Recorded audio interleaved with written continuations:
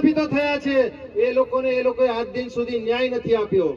આજે અમે ધારાસભ્ય શ્રી ચૈતરભાઈ વસાવા જોડે, આજે એમના મમ્મીનું ગામ જુનારાજ છે અને ત્યાંથી સાંસદ સભ્યની જન્મભૂમિ છે. એ સાંસદ સભ્ય છેલ્લા 30-35 વર્ષથી ચૂંટાઈને આવે છે. અરે ભાઈ, આ ધારાસભ્ય તો 2-3 વર્ષથી બન્યા છે. તમે શું એમની પાછળ પડ્યા છો? તમે તમારા ગામનો વિકાસ નથી કરી શકતા, તમે તમારા ગામનો રોડ નથી બનાવી શકતા અને તમે નીકળી પડ્યા છો ચૈતરભાઈ વસાવાને દબાવવા માટે. આ ચૈતરભાઈ વસાવા આદિવાસીનો ટાઈગર છે, ટાઈગર.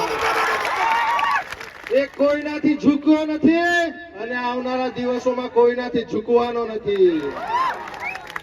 અને આવનારા દિવસોમાં આ અમારી આ જળ, જંગલ અને જમીન જે તમે છીનવી લીધી છે, એ આવનારા દિવસોમાં જે આ ઘરે ઘરે ચૈતરભાઈ પેદા થઈ ગયા છે, આવનારા દિવસોમાં આ ભારતીય જનતા પાર્ટી અને આ કોંગ્રેસના નેતાઓને અમે આ જાહેર મંચ પરથી કહીએ છીએ કે આવનારા દિવસોમાં અમે તમને અમારા વિસ્તારમાંથી 1 ફૂટી કોડી પણ જમીન આપવાના નથી. તમારે અમારા પ્રાણ લેવા હોય તો તમે અમારા પ્રાણ લઈ લેજો. તમે અમારી પર ગોળીબાર કરવાના હોય તો અમે આ ગોળી ખાવા પણ તૈયાર છીએ. પણ આવનારા દિવસોમાં અમારા વિસ્તારમાં અને અમારા સમાજમાં જે અન્યાય થયો છે, એ અન્યાય હવે અમે થવા નહીં દઈએ. હવે વધુ ન કહેતા આપણે પણ ચૈતરભાઈ સાહેબ શ્રીનું સાંભળશું.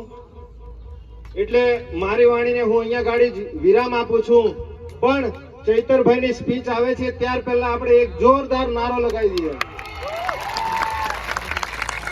2 હાથની મુઠ્ઠી વાળીને બોલો, જય આદિવાસી, જય આદિવાસી, જય જોહાર.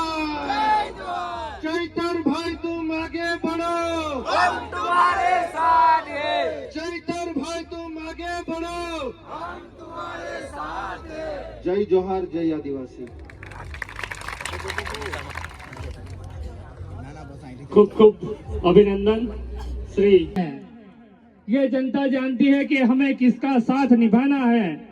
झुकने वाले तो कहीं है इस सियासत की गलियों में, झुकने वाले तो कहीं है इस सियासत की गलियों में, पर जिसने हमें झुकने नहीं दिया वो शख्स आज हमारे साथ है. जोरदार एमનું તાળીઓથી સ્વાગત કરીશું શ્રી માનનીય ધારાસભ્ય શ્રી ચૈતરભાઈ વસાવા.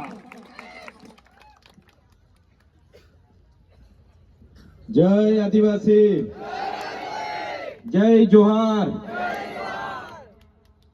આજની ભાણંદરાની પવિત્ર ધરતી પર આમ આદમી પાર્ટી દ્વારા ગુજરાત જોડો જનસભાનું આયોજન કર્યું છે. ત્યારે આજના કાર્યક્રમમાં મારી સાથે મંચસ્થ ઉપસ્થિત નર્મદા જિલ્લા આમ આદમી પાર્ટીના પ્રમુખ શ્રી એવા નિરંજનભાઈ વસાવાજી, આ વિસ્તારના આગેવાન અને જનરલ સેક્રેટરી એવા વડીલ વિક્રમભાઈ તળવીજી, સાથે મંચસ્થ વડીલો એવા આપણે જેને હમણાં સાંભળતા હતા આપણા ગુરુજી કંચનભાઈ, જેઓ આપણા ગબડેશ્વર એપીએમસીના ડિરેક્ટર, આપણા વડીલ જેમને આપણે લાગણીસભર જેમણે આપણને વક્તવ્ય. મંચસ્થ ઉપસ્થિત રણછોડભાઈ, સરપંચ શ્રી રમેશભાઈ, સરપંચ શ્રી શાંતિલાલભાઈ,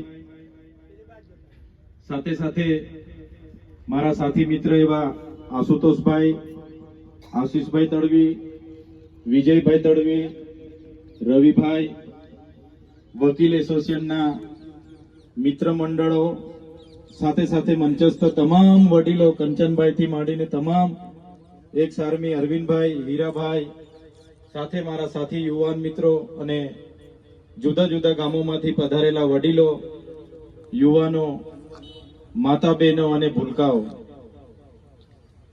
આજે તમે બધાએ જોયું હશે કે જુનારાજથી અમે સવારે પદયાત્રા પગપાળા ચાલીને રાજપીપળા ડીએફઓની કચેરી સુધી અમે આવ્યા છે. અને પછી પણ અહીંયા જે કાર્યક્રમ માટે અમે પધાર્યા અને તમારો બધાનો ઉત્સાહ જોયો તમારી બધાની હાજરી જોઈ તો ભલે અમે જેટલું પણ ચાલ્યા પણ તમને જોઈને થાક અમારો અહીંયા બિલકુલ ઓછો થઈ ગયો છે. સાથીઓ, પ્રાંત અધિકારીની કચેરીમાં જ્યારે આપણા વિકાસની યોજનાઓની ગ્રાન્ટો આવે અને એના આયોજનમાં અમને બોલાવે, એમાં હાજરી દરમિયાન એક નાનો બનાવ બન્યો. એ બનાવ આખો પૂર્વ આયોજિત હતો. બનાવ બન્યાના 5 જ મિનિટમાં એમના મોટા નેતાઓ ત્યાં આવી ગયા, મોટા પોલીસ અધિકારીઓ આવી ગયા અને મને જેલમાં નાખી દેવામાં આવ્યો. આ મારા જેલના સમય દરમિયાન તમે પોલીસની કાર્યવિધિ પણ તમે જોઈ હશે. મારા વકીલોને પણ કોર્ટમાં પ્રવેશવા દેવામાં ન આવ્યા, મને એકલો પાડી દેવામાં આવ્યો. મારા સાથી આગેવાનો હોય, મારા પરિવારના લોકો હોય, એમને પણ મળવા દેવામાં ન આવ્યા. નર્મદા જિલ્લાની રૂએ જોવા જઈએ તો મારો જિલ્લા જેલ રાજપીપળામાં મને રાખવામાં આવે, છતાં મને સેન્ટ્રલ જેલ વડોદરા ખાતે મોકલી દેવામાં આવ્યો. વડોદરા ખાતે પાકી સજા પામેલા કેદીઓની વચ્ચે એક નાની કોટડીમાં એક સામાન્ય કેદીની જેમ ત્યાંના નીતિ નિયમો પ્રમાણે જ્યારે રહેવાનું આવ્યું, ત્યારે શરૂઆતમાં મને એવું થયું, હું કાયમ લોકો સાથે રહેનારો, લોકોના કામ કરનારો, લોકોના સુખમાં અને દુઃખમાં મને જવાનું ગમે, લોકોને મળવાનું ગમે, કોઈનો ફોન આવે એમની સાથે બેસીને વાત કરવાનું ગમે. પણ જ્યારે અચાનક મને જેલમાં નાખી દેવામાં આવ્યો, એ પણ એકલું રહેવાનો વારો આવ્યો અને જેલના નિયમો પ્રમાણે અંદર, ત્યારે શરૂઆતમાં મને થયું કે કદાચ મારું મગજ કદાચ અહીંયા બંધ નહીં થઈ જાય તો સારું. બહારના વિચારો એટલા આવે, બહારના લોકોના, ક્યારેક મારું મગજ ન બંધ થઈ જાય તો સારું. ત્યારે ત્યાં ઘણા કેદીઓ, જ્યારે બંદી ખુલજીક ગામના મને ઓળખે, ત્યારે મને કહે, સાહેબ તમે ક્યાં અહીંયા આવી ગયા?